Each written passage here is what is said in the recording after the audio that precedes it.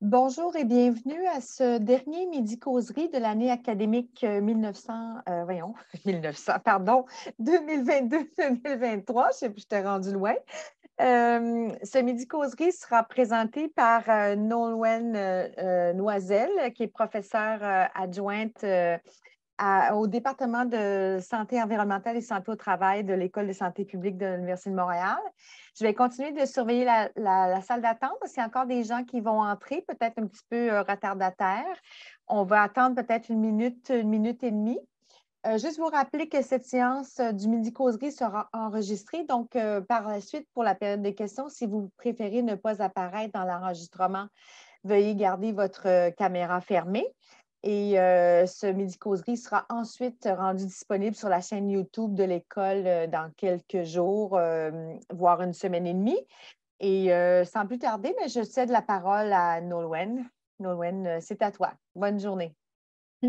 Merci Chantal pour l'introduction, la présentation. Bonjour tout le monde. Merci d'être présent. Il y a beaucoup de noms que je connais ou que je reconnais. Alors, enchantée de vous savoir en ligne. Écoutez, j'espère que le Midi-Causerie d'aujourd'hui va vous permettre de... c'est ça, on va discuter un peu sur la thématique des enquêtes populationnelles puis de leur utilisation en santé environnementale. Donc, je vais vous partager mon écran sans plus tarder. Voilà, donc là, vous devriez voir mon écran. Je ne reviendrai pas sur le titre et puis sur la présentation que Chantal a faite, fait que rapidement, on va rentrer dans le vif du sujet. En fait, j'aime bien, je ne m'attendais pas à voir tant de gens en santé environnementale, donc j'avais commencé une introduction en me disant que ce qui est bien souvent, c'est de replacer la santé environnementale dans la santé publique. Je fais partie de l'école de santé publique de l'Université de Montréal. Il y a 3 départements, dont le département de santé environnementale et santé au travail. Et donc, c'est bien de repartir à la base et de voir vraiment les liens entre la santé environnementale et la santé publique. En fait, la santé environnementale et la santé publique sont vraiment intimement liées, et ce, depuis les tout débuts de la santé publique. Entre autres, on peut expliquer que dans l'Empire romain et byzantin, il y a eu les développements d'aqueducs pour transporter l'eau propre dans les zones urbaines et la gestion des urines et des matières fécales. Ça, c'était vraiment les tout débuts de l'hygiène et la salubrité publique, donc la santé environnementale. Plus tard, en Europe, au XIVe siècle, afin de limiter la propagation de la peste, la ville de Venise, en 1348, avait désigné 3 gardiens de la santé publique pour interdire l'accès aux navires avec des passagers infectés. Alors déjà, on voit la notion de quarantaine qui était là, qu'on a très bien connue pendant la pandémie de Covid-19 avec toutes les limitations de déplacement, etc., qui ont été mises en place. Et vous voyez que ce n'est pas d'aujourd'hui, on remonte à 1348. Au point de vue historique aussi, un autre élément important, on peut penser aussi à John Snow, qui à Londres, avec l'épisode de choléra, donc a publié de la propagation du choléra, qui était un des premiers à avoir fait une investigation d'une éclosion spatio-temporelle sur le choléra, mais qui a aussi réfuté la théorie des miasmes. Donc on comprend bien qu'en fait, les balbutiements de la santé publique est passé déjà par la santé environnementale. Alors, qu'est-ce que la santé environnementale? En fait, c'est un sous-domaine, un champ de la santé publique qui est assez difficile à définir. Il n'y a pas de définition stricte et consensuelle de la santé environnementale. D'ailleurs, il y a une différence de vocable. En France, on va parler de santé-environnement, alors qu'au Québec, on va parler de santé environnementale. Une des définitions qui est la plus souvent reprise, c'est celle de l'OMS à travers la conférence d'Helsinki de 1994, qui dit que la santé environnementale comprend les aspects de la santé humaine, incluant donc la qualité de vie, et qui est déterminée par des facteurs physiques, chimiques, biologiques, sociaux, psychologiques et esthétiques de l'environnement. Donc, c'est vraiment toutes les composantes de l'environnement, et pas juste physique, chimique, biologique, ce qu'on a l'habitude de considérer, mais beaucoup plus large. Et ça concerne aussi, en fait, les politiques et les pratiques donc, de gestion pour contrôler, pour prévenir ces facteurs de risque-là et ceux qui sont susceptibles d'affecter la santé de la population. Donc, en fait, John Lass disait de la santé environnementale que c'était cet aspect de la santé publique qui a rapport aux facteurs, aux circonstances et aux conditions de l'environnement humain qui peuvent influencer exercer une influence sur la santé et le bien-être. Et donc, comme je disais, environnement, il y a plusieurs, tout comme santé environnementale, il y a plusieurs façons de voir environnement. En fait, environnement, on peut le considérer au sens strict. L'eau qu'on boit, l'air qu'on respire, les aliments que l'on mange, le bruit qu'on entend. Mais on peut aussi le considérer, comme je vous le disais juste avant, au sens plus large, tous les aspects sociaux, psychosociaux. Et là, on va aller jusqu'à inclure le logement, l'aménagement des villes, les différents types d'environnements qui conditionnent les habitudes de vie individuelles au sein même de l'environnement. Et donc, santé environnementale fait appel à l'ensemble de toutes ces composantes-là.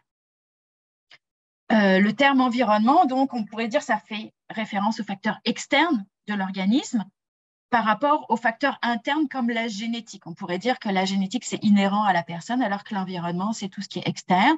Sauf qu'attention, parce que même dans l'expression des gènes, donc ce qu'on va appeler l'épigénétique, elle va dépendre de l'environnement. En fait, le stress, notre alimentation, etc., va avoir une influence sur notre épigénétique et sur la façon dont nos gènes vont s'exprimer.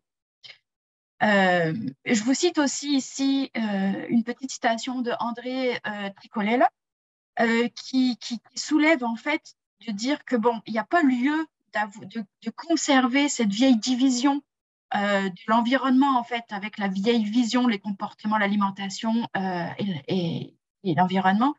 Il dit le tabagisme, l'alcoolisme ou l'alimentation malsaine, c'est pas juste une affaire de choix individuel, c'est aussi des déterminants sociaux, culturels, économiques.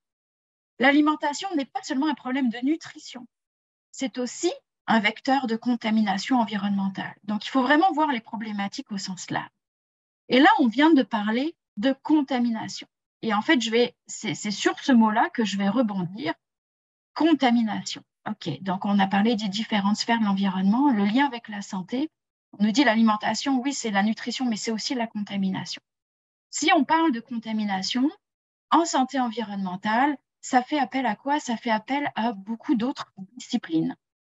D'autres disciplines qui peuvent être à la fois la toxicologie, donc comprendre l'effet des contaminants sur la santé, l'expologie, il faut être capable de les mesurer, à quel niveau est-ce qu'on est exposé, l'épidémiologie, donc le lien entre la contamination et la santé, les effets de santé, les évaluations des risques sanitaires, dans quelle mesure les expositions actuelles peuvent générer des risques, et la métrologie, est-ce qu'on est capable de bien les mesurer, de savoir exactement comment les mesurer dans les différents compartiments de l'environnement, ou alors encore au point de contact entre la population des individus et donc le contaminant et son point de contact avec les individus. Alors, pour faire tout ça, il y a différentes stratégies qui existent. En fait, ça, c'est vraiment le champ de recherche et d'application en santé environnementale. Pour répondre à ces différentes questions, on peut collecter activement des données. Donc, mener des études épidémiologiques, recruter des participants, collecter ces données-là chez les participants. Cette stratégie, elle est souvent longue, elle est souvent coûteuse, elle nécessite beaucoup d'opérationnalisation, beaucoup d'opérations de logistique, des coûts de laboratoire qui peuvent être aussi élevés. Donc, c'est une stratégie, elle a plusieurs avantages, elle a plusieurs limites, mais ce n'est pas la seule. Et en fait, aujourd'hui, ce que je vais vous parler, c'est le sujet du Midi Causerie, c'est comment traiter l'ensemble de ces différents sous-domaines-là ou de ces disciplines-là et des questions en santé environnementale au travers de ces disciplines-là avec de l'analyse de données qui ont déjà été collectées. Et c'est pour ça que je vais vous parler des grandes enquêtes populationnelles en santé environnementale. Quelles sont-elles? Qu'est-ce qu'on peut en faire? Puis je vais vous présenter quelques exemples sur lesquels j'ai moi-même travaillé. Alors, quelques exemples d'enquêtes populationnelles. Je vais d'abord vous parler de Carthagène. Carthagène, c'est la cohorte populationnelle du Québec. C'est une ressource très, très riche, qui est incroyable. Le Québec a vraiment la chance d'avoir cette ressource-là. Je vais la décrire un petit peu plus loin. Je vais vous parler aussi, donc, ECMS pour Enquête canadienne sur les mesures de la santé, okay, qui est une enquête fédérale à grandeur du Canada et qui est aussi, on est très chanceux au Canada d'avoir ce genre d'enquête-là. Donc, elle est pilotée conjointement par Statistique Canada et Santé Canada. Et il n'y a pas beaucoup de pays dans le monde qui peuvent se vanter d'avoir des aussi belles ressources. On pourra en parler tout à l'heure. C'est sûr qu'aux États-Unis, on va trouver quelque chose d'assez similaire. En France aussi un peu, en Allemagne, dans certains pays d'Europe. Mais honnêtement, à l'échelle du globe, il y a assez peu de pays qui peuvent se vanter d'avoir ce genre de ressources. Donc ça, c'est le côté québécois-canadien. Étant de double nationalité et française d'origine, j'ai quand même beaucoup de réseaux et collaborations en France. Alors, Carthagène a, alors je ne sais pas dans quel sens il faut le dire, une petite sœur ou une grande sœur en France qui s'appelle Constance. Alors, petite sœur parce que Constance est née après Carthagène, mais grande sœur parce que Constance est plus grande en taille que Carthagène. Mais ce sont deux cohortes populationnelles qui ont énormément de points communs. Aujourd'hui, je ne m'étendrai pas trop sur Constance, mais si vous avez des questions, ça me fera plaisir d'y répondre dans la période de discussion. Au niveau aussi, donc je vous disais, le CMS, l'enquête canadienne sur les mesures de santé, l'équivalent qui existe en France, et j'en parlerai aussi tout à l'heure, c'est ce qu'on pourrait appeler l'étude Esteban, qui a beaucoup de points communs avec le CMS. Alors, Carthagène, c'est une plateforme de recherche publique qui est hébergée au CHU Sainte-Justine et qui vise à accélérer la recherche en santé. Donc, c'est une cohorte populationnelle longitudinale prospective. Alors, c'est beaucoup de grands mots, mais longitudinale parce que ça continue dans le temps, prospective parce que ça a commencé à une année donnée, puis ça se déroule avec le temps, et qui représente plus de 43 000 personnes et qui inclut donc à la fois une base de données, mais aussi, et ça c'est la beauté de la chose, une biobanque de plus de 30 000 échantillons biologiques. Donc les participants qui ont participé ont accepté de donner du sang, de la salive, de l'urine, qui ont été mis dans une banque d'échantillons biologiques et qui peuvent être utilisés pour répondre à différentes questions de recherche. Quelques caractéristiques uniques, je vais aller assez rapidement, mais s'il y a des questions, ça me fera encore plaisir d'y répondre. C'est une cohorte qui a recruté la population de 40 à 69 ans. Initialement, c'était pour voir l'apparition des maladies chroniques dans 6 centres urbains, qui a été phénotypé en profondeur avec plus de 7000 variables en tout genre, qui permet un appariement avec les bases de données médico-administratives comme la RAMQ, l'ISQ, l'INSPQ pour le programme de dépistage de cancer du sein, par exemple, et qui appartient au consortium plus large, un consortium canadien CanPass, qui compte 300 000 participants et plus de 150 000 échantillons biologiques, donc au travers donc, de 6 cohortes différentes et qui sont harmonisées à travers le Canada, donc qui permettent d'avoir vraiment des grands échantillons avec les mêmes questions et des variables qui sont formatées pour être compatibles ensemble. La cohorte de Carthagène, elle a commencé à être recrutée en 2009-2010. Vous voyez sur l'image ici en haut à gauche la frise temporelle.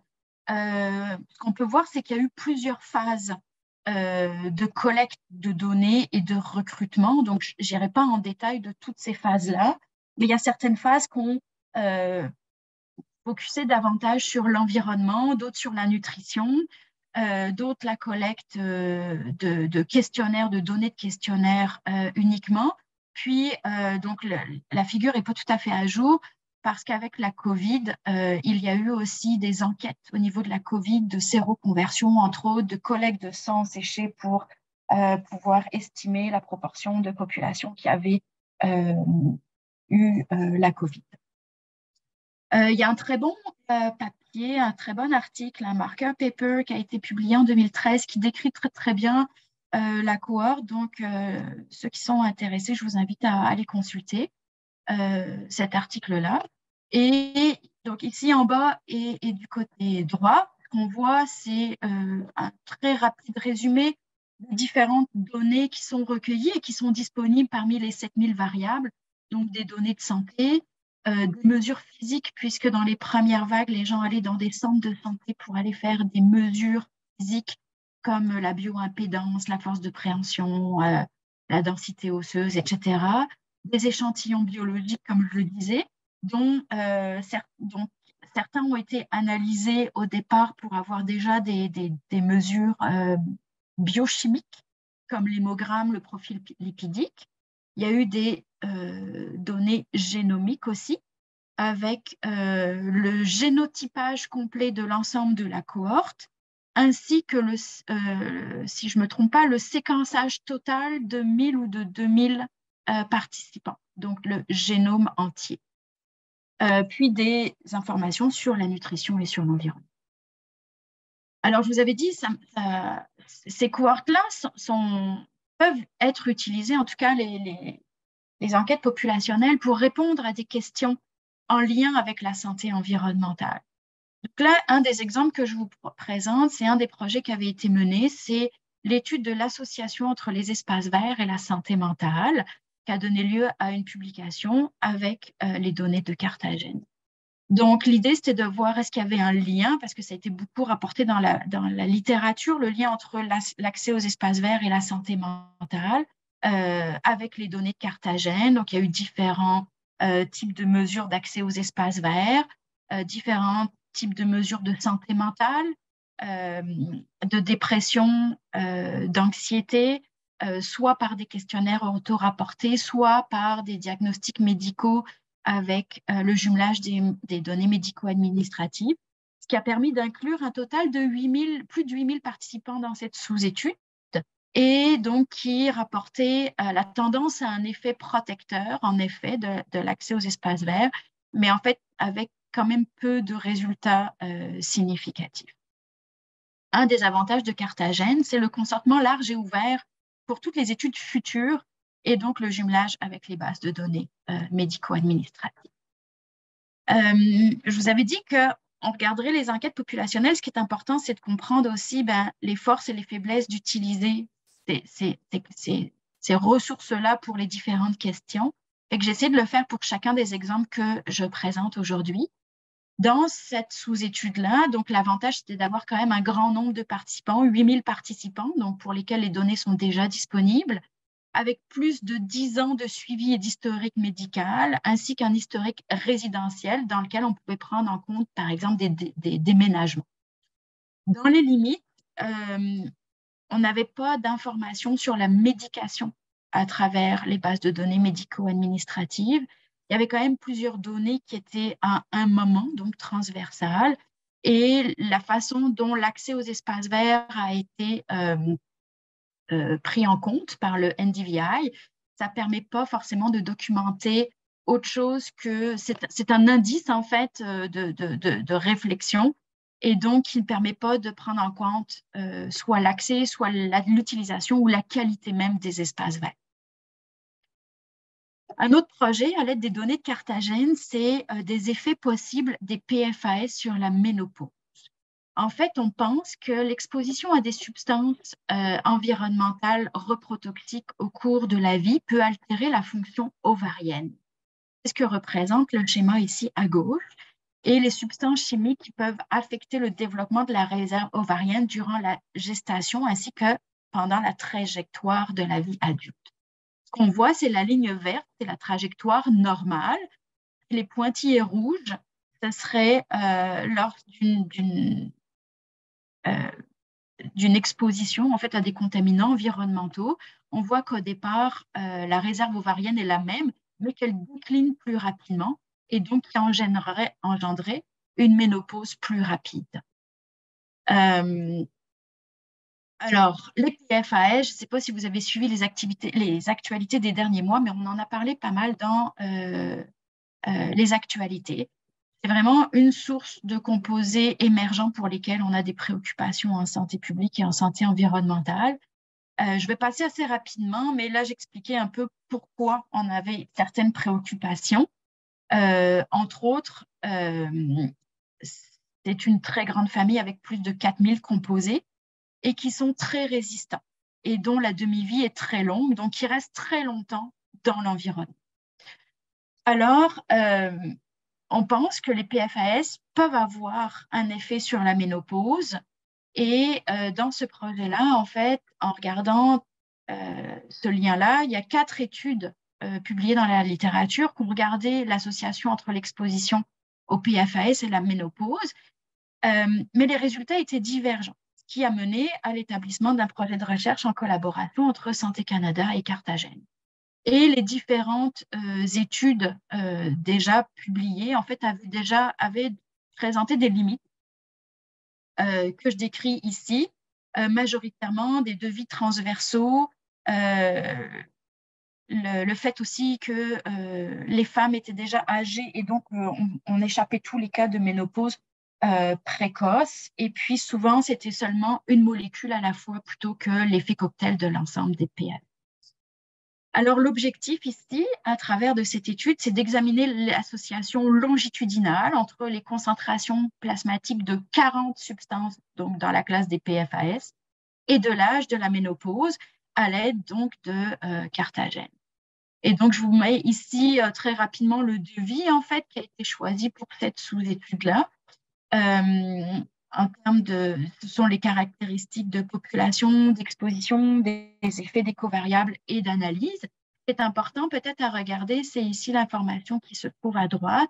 En termes de taille, ça nous permet d'avoir des données sur 2780 femmes qui étaient préménopausées au début, au recrutement, et 1598 femmes ménopausées lors des recontacts, donc des suivis dans la cohorte. Et en fait, ce qu'on dit ici en bas, c'est que ça, c'est au moins 3 fois plus en taille d'échantillon que d'autres études comme celle de Ding de 2020, qui était capable d'aller chercher seulement environ 1000 participants avec 500 en suivi. Donc, on peut voir que le fait d'avoir accès à des enquêtes populationnelles et des bases de données qui sont déjà disponibles, non seulement ça permet des recherches plus rapides, mais ça permet aussi d'avoir accès à des échantillons beaucoup plus importants. Je n'irai pas beaucoup plus loin sur ce projet-là, parce que en fait, c'est un projet qui est encore en cours et dont les résultats sont à venir, c'est-à-dire que les analyses ne sont pas finies. Il y a d'abord les analyses de laboratoire à réaliser, donc doser les 40 substances dans les échantillons biologiques, puis après ça, réaliser l'ensemble des analyses statistiques sur le lien entre les 40 PFAS et la ménopause. L'autre enquête dont j'ai commencé à vous parler tout à l'heure, c'est le CMS, donc l'enquête canadienne sur les mesures de la santé. C'est une enquête transversale, pan-canadienne, qui est réalisée par cycle de 2 ans. Donc, chaque 2 ans, il y a une nouvelle collecte de données. Et là, le cycle 6 est maintenant terminé. Elle est représentative de la population. Et donc, ça, c'est à la fois une force et une complexité de cette étude-là. C'est-à-dire qu'il y a vraiment un échantillonnage aléatoire, stratifié, qui est très, très rigoureux. Et lorsqu'on veut analyser les données, les données sont présentées en bootstrap, et ce qui donne un peu une complexité. Ça fait que pour un individu, on sait exactement un participant, combien de Canadiens il représenterait du même âge, du même sexe. Donc, c'est vraiment extrêmement représentatif. Encore une fois, il y a beaucoup de données qui sont collectées, des questionnaires sur la santé, sur les habitudes de vie, mais il y a aussi des données biologiques, donc comme la biobanque de Carthagène, en fait, des échantillons biologiques et des données environnementales, donc des échantillonnages d'air et d'eau. Ce qui est intéressant dans le CMS, c'est qu'il y a énormément d'analyses biologiques et environnementales qui sont réalisées. et donc qui sont disponibles. Au-delà de 200 contaminants sont mesurés dans les matrices biologiques pour chacun des participants. Les données sont accessibles aux chercheurs gratuitement, tout comme pour Carthagène. Carthagène, il y a des frais minimes. Là, si vous êtes chercheur régulier d'université, c'est gratuit. Mais il faut aller dans les bunkers, donc les centres de données de recherche. Et pour l'avoir testé, je vous dis bonne chance parce que ça peut être un obstacle justement à l'utilisation et à l'analyse. La population cible dans le CMS, c'est de 3 à 79 ans. Sachant que le prochain cycle, le cycle 7, va inclure des enfants d'âge aussi bas que 1 an. Donc, on va vraiment avoir des informations sur les tout petits. Et donc, dans chaque cycle, c'est environ 2500 personnes qui sont recrutées et pour lesquelles on a des informations. Comme je le disais, le volet biosurveillance est particulièrement important et développé dans le CMS, puisqu'il y a au-delà de 200 contaminants de l'environnement qui sont analysés. L'équipe de la biosurveillance nationale publie à chaque cycle, donc à chaque 2 ans, un rapport complet sur les données de biosurveillance. Bien sûr, ce sont des données agrégées, mais il y a vraiment beaucoup d'informations. Donc, déjà, ça permet d'avoir beaucoup d'informations sur l'exposition de la population canadienne aux différents contaminants de l'environnement. Et puis, comme je le disais, il y a possibilité donc de faire un projet de recherche et de demander accès et d'avoir accès aux données individualisées. Si je reviens à mon exemple des PFAS, parce que c'est aussi un des projets récents que j'ai mené en collaboration avec Santé Canada. Les PFAS, je vous le disais, c'était beaucoup d'actualité. Donc, dans les dernières années, il y a eu pas mal de projets sur les PFAS. Il y a eu donc dans Santé Canada, dans l'enquête de Santé Canada de l'ECMS, 9 substances et métabolites qui ont été de PFAS qui ont été mesurées parmi les 200 substances. Et on a pu remarquer qu'il y a plus de 99% de la population, donc des participants de l'ECMS, pour lesquels on avait détecté, donc au-delà de la limite de quantification dans leur plasma, des concentrations de PFAS. Alors ça a donné lieu à un autre projet qui était d'évaluer l'exposition des enfants canadiens au PFAS et d'en déterminer, de regarder en fait les différents déterminants d'exposition, donc les plus grands facteurs de risque pour l'exposition au PFAS. Ce qui est intéressant, c'est que c'est la première étude qui s'intéresse à cette population avec un âge aussi faible que 3 ans. Il y a eu quelques études dans le monde qui ont été publiées sur l'exposition des enfants au PFAS, mais c'est jamais avant 6 ans. Donc, on est vraiment la première équipe à regarder ça à partir de 3 ans. Et en combinant les cycles 5 et 6, ça permet d'avoir 500 enfants par groupe d'âge, c'est-à-dire un total d'environ 1000 enfants, ce qui donne quand même pas mal de puissance statistique, avec les données pour 9 PFAS, alors que d'autres études ne se concentrent que sur 1 ou 2 substances. Donc, bon, là, c'est des tableaux de chiffres, ce n'est pas si intéressant, mais ce qu'il faut retenir dans les analyses préliminaires, parce que c'est aussi un projet en cours, c'est qu'il n'y avait pas de différence marquée selon les groupes d'âge et ni de différence marquée selon le sexe. On a regardé aussi, donc comme je vous disais, l'idée de ce projet, c'était de regarder les différents déterminants de l'exposition ou facteurs de risque. Et l'allaitement est quelque chose qui était déjà identifié dans la littérature comme étant associé au PFAS. Donc, plus un enfant est allaité tard, plus il aurait une exposition au PFAS. Puis, nos résultats semblent aller dans le même sens, c'est-à-dire des différences selon le statut de l'allaitement, allaitement oui ou non, mais aussi selon la durée. Quelqu'un qui aurait allaité un enfant qui aurait été allaité plus de 7 mois démontre une exposition au PFAS supérieure. On a regardé d'autres facteurs aussi d'exposition comme l'IMC, donc l'indice de masse corporelle. Ce qu'on voit, c'est qu'il y a une tendance à la diminution des concentrations de PFAS avec l'augmentation de l'IMC. et aussi avec la consommation de poissons. Donc encore, ça, c'était des choses qui étaient déjà soulevées dans la littérature, mais au moins là, on aura vraiment des données sur des grands effectifs avec de nombreux composés. Mais comme je disais, donc, les analyses sont toujours en cours, puis donc c'est des résultats plutôt préliminaires. Et ce qui serait intéressant de voir, c'est avec les prochains cycles, l'intégration des enfants à partir de 1 an. Est-ce que les mêmes tendances sont plus marquées aussi?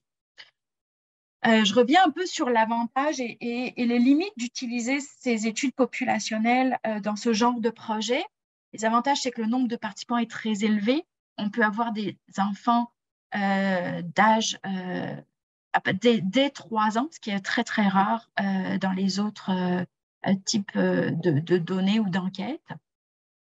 On a beaucoup de données de biosurveillance disponibles et de faibles coûts d'accès aux données. En fait, les données sont accessibles gratuitement, donc ça permet de mener des études avec un très faible coût sans avoir à recruter, collecter, analyser au laboratoire.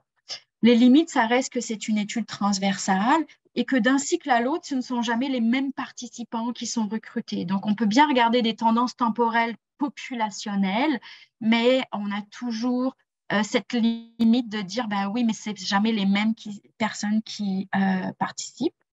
Et les variables auxquelles on a accès sont vraiment conditionnées par le type de questionnaire utilisé. Ça m'amène à faire le pendant avec l'étude Esteban de France. Je vous disais, donc, c'est un peu la petite sœur de l'ECMS. En fait, Esteban, pour un peu l'historique, a fait suite à l'enquête nationale nutrition santé, donc ENNS, qui a eu lieu une fois en France. Après ça, donc, il y a eu Esteban qui a été réalisé entre 2014 et 2016 sur la population âgée de 6 à 74 ans. Et encore une fois, dans cette enquête-là, il y a une très forte composante de surveillance biologique. On surveille 6 familles de substances, dont 27 métaux, par exemple, et 17 PFAS qui ont été mesurés. Par contre, on voit que les effectifs sont somme toute plus réduits parce que la France est beaucoup plus populeuse que le Canada, mais l'étude n'a recruté que 742 adultes et 249 enfants, ou en tout cas, c'est ce qu'on a de disponible pour les PFAS. Mais c'est ça. En termes d'analyse PFAS chez les enfants, on voit à peu près les mêmes tendances que ce que nous, on a été capable de mettre en évidence. Par contre, les enfants sont plus vieux, à partir de 6 ans. Tous les résultats sont également publiés, donc c'est intéressant pour faire des comparaisons, par exemple, entre pays. Et puis donc, Esteban, je disais, c'est un peu la petite sœur de l'ECMS, mais il n'y aura pas un deuxième cycle comme tel. Par contre, cette étude-là va être remplacée par une autre étude qui, en fait, elle va changer de nom. De Esteban, on va passer à Alban pour alimentation, biosurveillance, santé, nutrition, environnement, et qui, elle, aura une structure par cycle. Donc, Alban est en train d'être mise en place.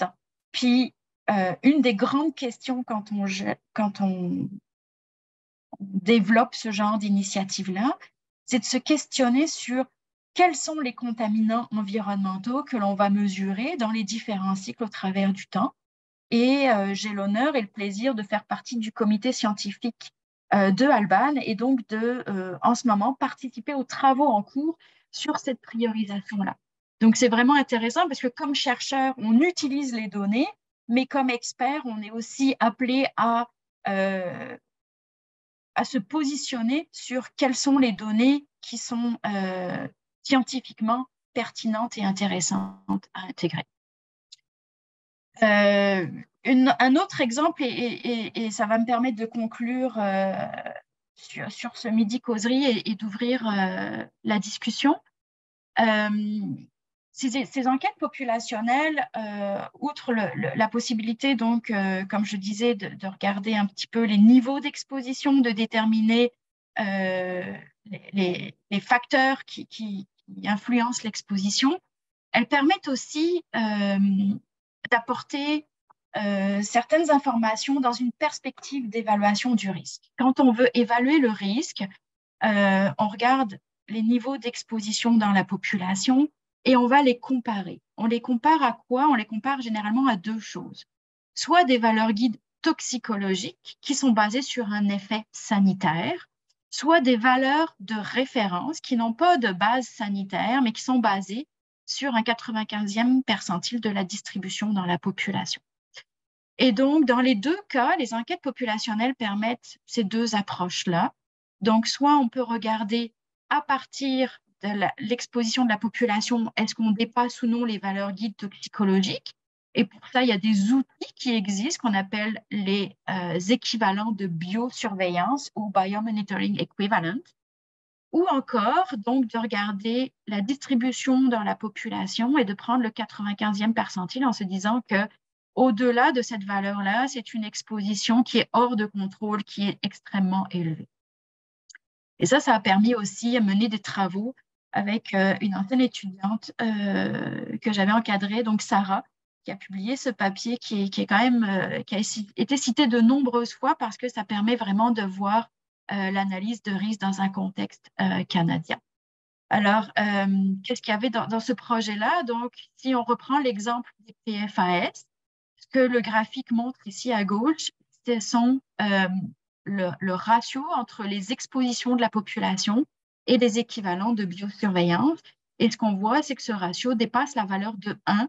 Donc, la majorité de la population est exposée à des niveaux qui sont supérieurs aux valeurs guides toxicologiques, donc des équivalents de biosurveillance. Peut-être une des petites limites, c'est que c'était seulement le cycle 2, donc il faudrait peut-être revoir ça pour les cycles suivants. Mais comme je disais, donc, le ratio de risque était important pour tous les groupes d'âge de plus de 12 ans. L'ensemble de toutes ces données de valeurs toxicologiques de référence ou de valeurs de référence populationnelle, alors avec un travail collectif et dans un groupe scientifique international en évaluation des expositions, ça a permis de mener des travaux et de développer en fait un tableau de bord qui est accessible à tout le monde via la plateforme de ISES, donc International Society of Exposure Science, et dont le développement a fait l'objet d'un papier aussi cette année. Et donc ici, dans ce tableau de bord, sont répertoriées l'ensemble des valeurs d'exposition avec une base sanitaire ou non qui sont connues. Et on peut donc filtrer par groupe chimique, par substance chimique pour aller retrouver des valeurs. Parce qu'il y en a beaucoup qui sont publiées par beaucoup de pays. Puis souvent, la question, c'est comment est-ce qu'on peut regrouper ces valeurs dans un seul et unique outil. Alors cet outil-là, ça a été une très belle initiative dans ce sens pour pouvoir justement exploiter les données de biosurveillance qui sont collectées dans le cadre des enquêtes populationnelles. C'était rapide, j'ai parlé vite, ça fait le tour de ce que je voulais partager aujourd'hui avec vous, mais je suis tout à fait ouverte à la discussion, à revenir sur certains éléments au besoin si je suis allée trop vite à certains endroits et à répondre à toutes vos questions. Alors, merci beaucoup pour votre attention.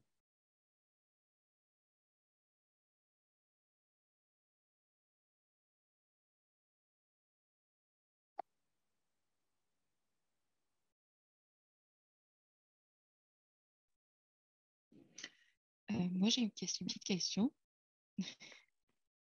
Oui, bonjour. Bonjour Nolwenn, merci pour cette belle présentation. Moi aussi, ça me fera plaisir de voir tous les membres de l'équipe, en fait, l'école santé publique. J'ai été graduée, en fait, pas récemment, mais en 2021. J'avais juste une petite question.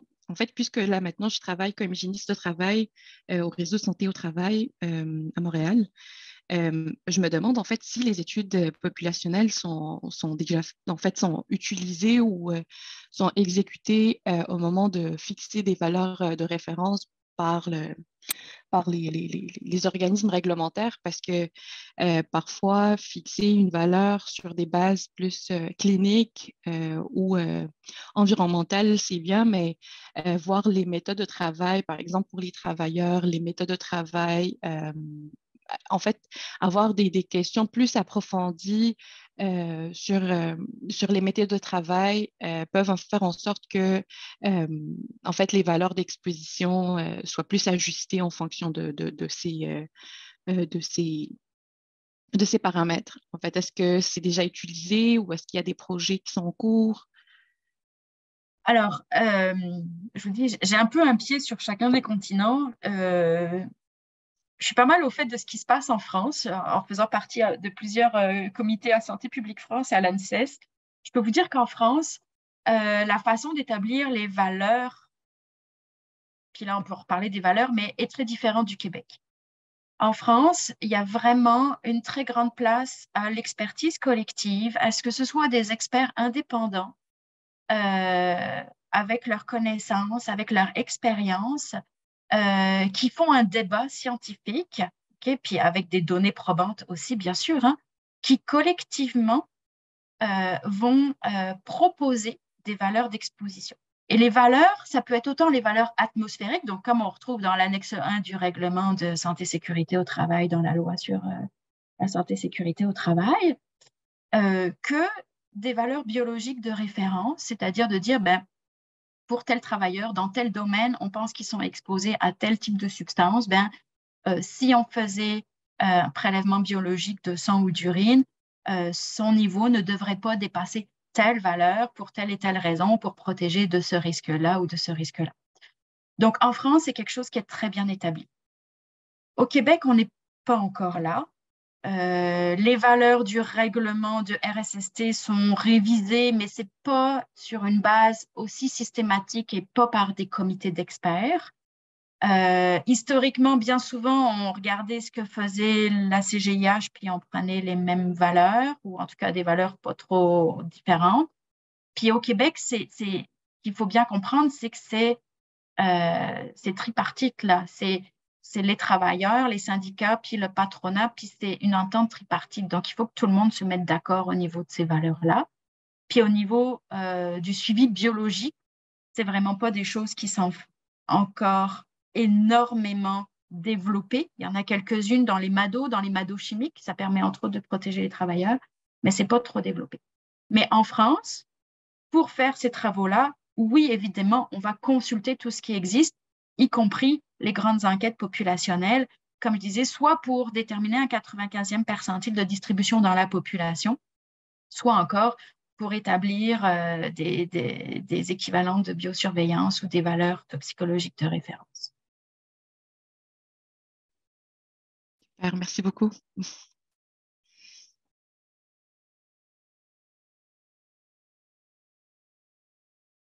France, je pense que tu as une question. Ton micro est fermé. Oui, bonjour, merci beaucoup. Très clair, très intéressant.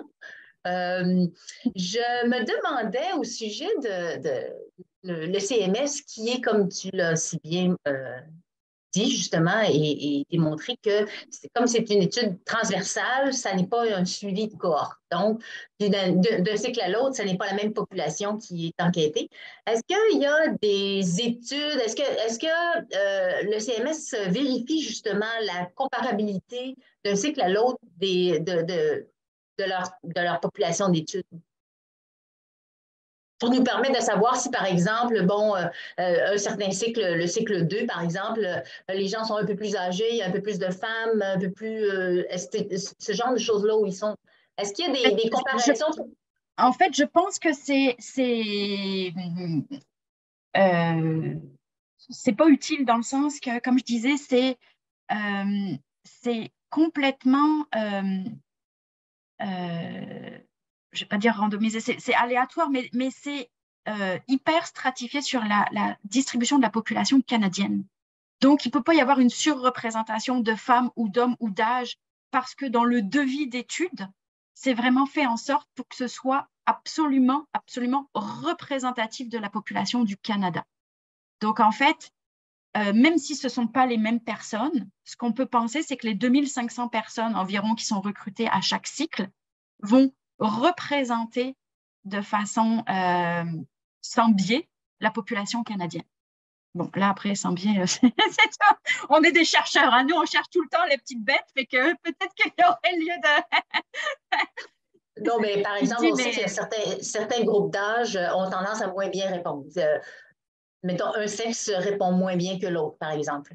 Alors, ce que je veux dire, c'est que normalement, on peut s'attendre aussi à ce que les personnes qui répondent ne sont peut-être pas aussi représentatives de l'ensemble des personnes qui vont répondre. C'est juste que je me demandais simplement si, en termes méthodologiques, il y a une espèce de une étude justement pour valider ça. On a discuté de ça déjà pour d'autres enquêtes. Je ne pourrais pas répondre à ça parce que, comme je disais, c'est vraiment partagé en plus entre Statistique Canada et Santé Canada. Santé Canada a plutôt le mandat de tout ce qui est aspect à la santé, donc les questionnaires, etc. Et Statistique Canada est vraiment spécialiste pour ce qui est du devis, du recrutement, etc. Donc, je n'irai pas dans des zones que je maîtrise moins. Mais ce que je sais, c'est que c'est difficile de travailler avec ces données-là à cause justement de cette représentativité, puis des bootstraps et tout ça, parce que c'est ça, il faut mettre des poids à chaque sous-groupe. Mais je pense que dans ta question, l'enquête est vraiment représentative en termes d'âge et de sexe. Mais par contre, je pense que ça ne permet pas, par exemple, de contrôler le revenu socio-économique. Puis on sait que les gens qui sont plus favorisés ont tendance à répondre davantage, à être plus conscients de leur santé. Donc, tu sais, il peut y avoir des biais quand même. Mais quand je disais représentative, je pense que c'est au point de vue démographique. C'est bon, merci beaucoup.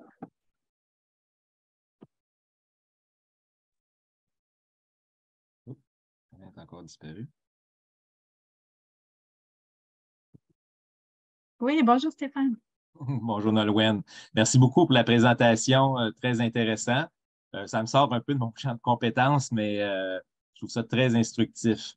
Je vois l'intérêt des travaux que vous faites parce qu'entre autres, ça va permettre, comme tu donnais l'exemple des travailleurs, de pouvoir agir pour qu'ils soient moins exposés aux produits. Est-ce qu'à la source, parce que je comprends que ce que vous avez étudié, ça se retrouve dans des milliers de produits, mais est-ce qu'il y a à ta connaissance, il y a des actions qui sont faites ou qui pourraient être faites sur les émissions elles-mêmes de ces produits-là? Alors, les émissions, oui et non, je pense de façon indirecte, oui, parce qu'en fait, ce qui se passe, entre autres, par exemple, le CMS, permet de documenter les niveaux d'exposition dans la population, les niveaux d'imprégnation. Mais une fois qu'on a ça, souvent, ce qu'on va faire, c'est un peu comme notre étude sur les PFAS chez les enfants, c'est qu'on va essayer d'aller creuser. Pourquoi les enfants sont exposés? Puis qu'est-ce qui détermine cette exposition? Quels sont les facteurs qui vont influencer? Puis là, on a déjà identifié l'allaitement, consommation de poissons, etc. Mais des fois, ça permet de mettre le doigt sur non pas une émission, mais une source d'exposition. Et ça peut amener à une sensibilisation de santé publique pour dire, dans ces sous-groupes-là de population particulièrement exposés, peut-être limiter ci, limiter ça. On sait que, par exemple, il y avait d'autres études auparavant avec les communautés asiatiques qui consomment beaucoup de riz, de fruits de mer. Ils étaient très exposés, par exemple, à l'arsenic.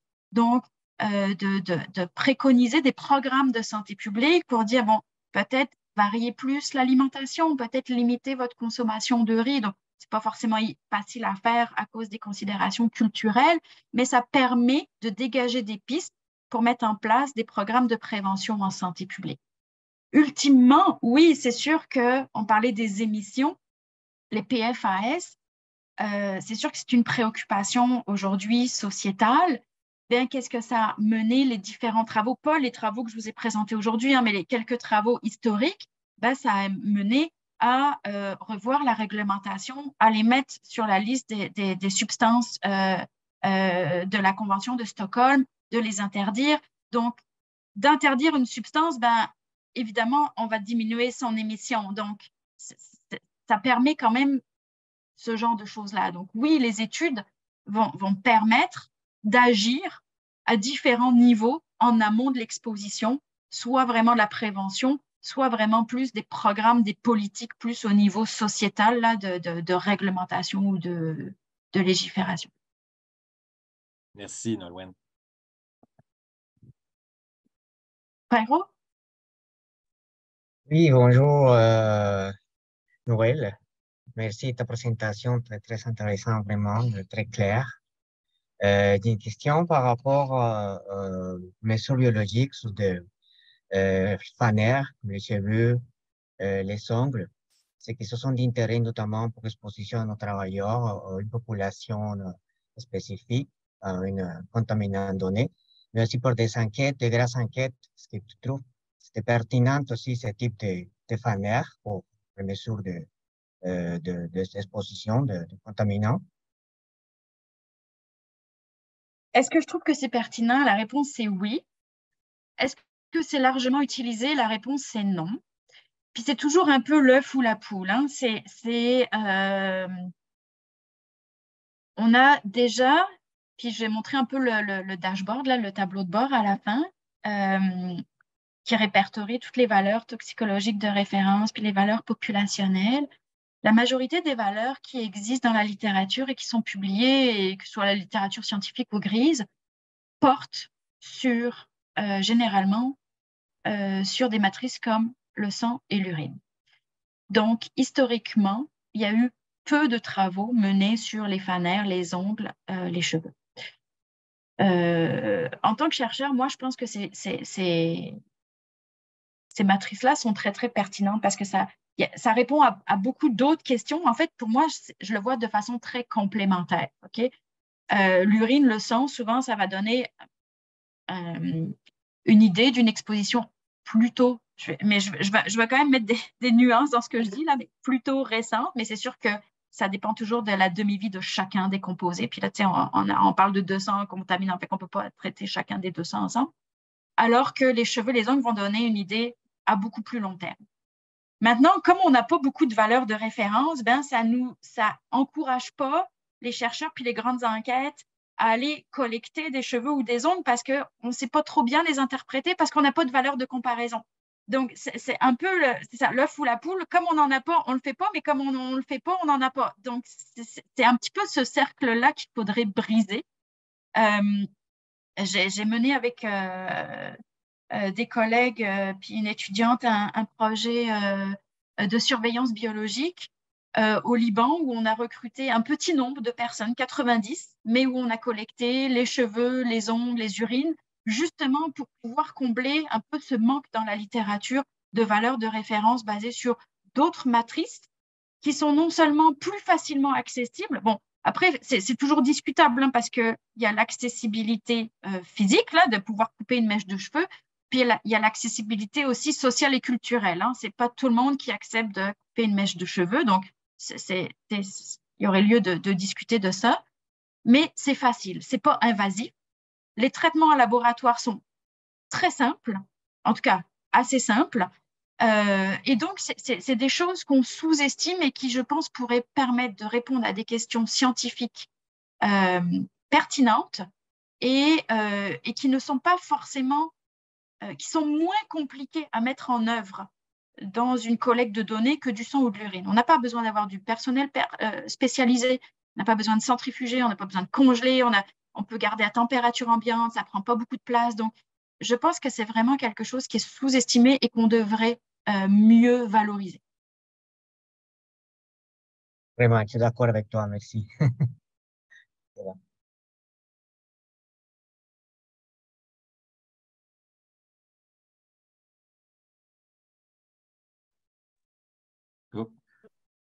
J'aurais une question.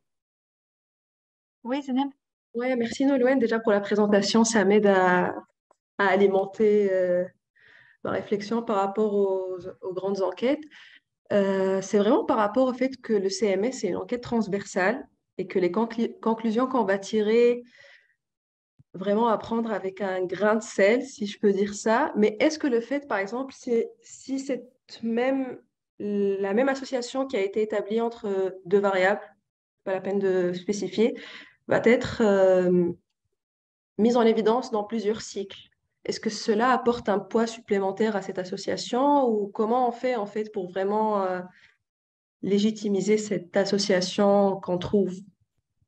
Oui, bien sûr. Bah, c'est sûr que la répétabilité, ça, c'est un des critères scientifiques, hein. Quand on veut mettre de l'avant une causalité entre un effet et une exposition, on va se référer aux critères de Hill. Et puis, dans les critères de Hill, on parle de la répétabilité. Donc, de pouvoir refaire la même chose, trouver des conclusions qui vont être similaires. Oui, ça va donner du poids, c'est certain.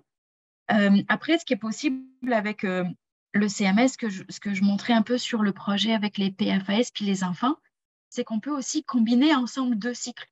Comme on sait que ce n'est pas les mêmes personnes et qu'ils ont été échantillonnés seulement à 2 ans d'intervalle, alors on peut juste pouler ensemble, donc combiner ensemble 2 cycles, ce qui fait qu'on a 2 fois plus d'effectifs.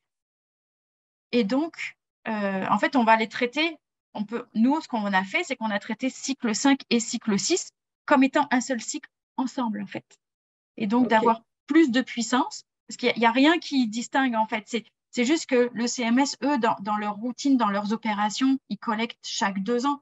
Mais toi, rien ne t'empêche, à un moment donné, de mettre juste 2 cycles ensemble, d'avoir plus de données et donc plus de puissance. Et comme on sait que ce n'est pas les mêmes personnes, bah, tu peux voir à ce moment-là, est-ce que voilà, tu as un effet aussi qui est toujours présent ou pas. Et de regarder chaque cycle individuellement et regarder ensemble. Ça, c'est une bonne technique aussi, Maître. Merci.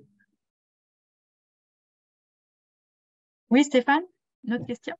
Oui, si les produits sont interdits, puis que les populations qui ont été analysées, ou que, par exemple, que ce soit les travailleurs ou les nourrissons, sont encore exposés à ces substances-là, est-ce que c'est dû à leur persistance? Certainement. Mais aussi, est-ce que ça veut dire qu'il y aurait encore de la production qui se ferait d'utilisation de ces substances-là? Oui, en fait, les deux. Moi, je dirais c'est beaucoup les deux. Faut bien voir. Quand un produit est interdit quelque part, faut bien voir c'est quoi les tenants et aboutissants. Est-ce que c'est interdit la production dans un pays? Est-ce que c'est interdit d'avoir dans ce pays-là de l'importation d'objets, bref, aliments, je ne sais pas quoi, qui contiennent ce produit-là? Donc, il faut bien voir qu'est-ce qu'on parle par interdiction. Qu'est-ce que ça veut dire interdiction? Alors, effectivement, la rémanence, le fait qu'il soit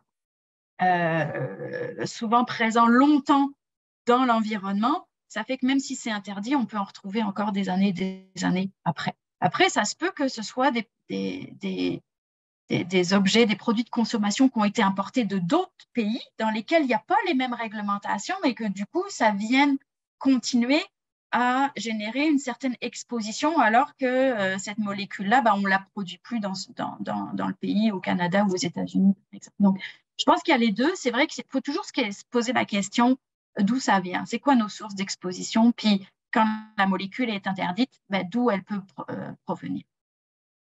D'accord, merci. Ça fait plaisir.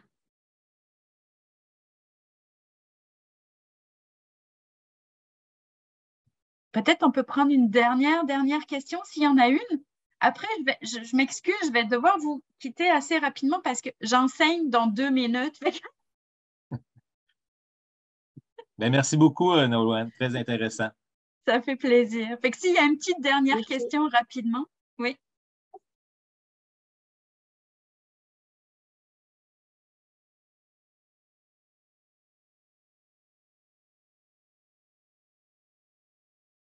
Alors, s'il n'y a pas d'autres questions,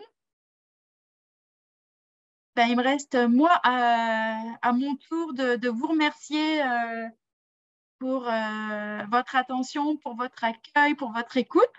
De toute façon, je ne suis pas difficile à trouver dans le beau temps de l'Université de Montréal ou sur les internets. Donc, si vous avez des questions, si vous avez envie de discuter, n'hésitez pas, faites-moi signe, envoyez-moi un petit courriel, puis on trouvera du temps pour discuter ensemble.